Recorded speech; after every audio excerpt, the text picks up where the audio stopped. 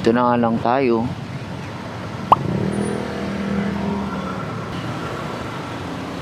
Uy, lalim.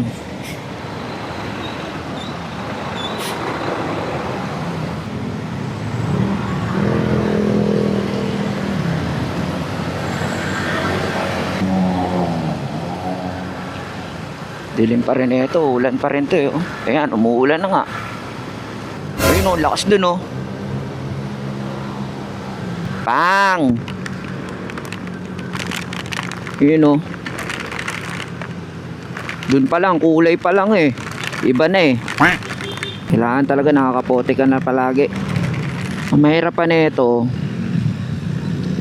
uulan tapos titigil kagad. Tulad yan, ilang minto.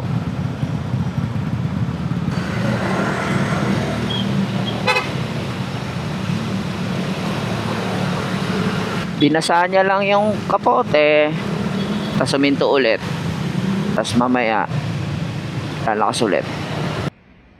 Aray ko!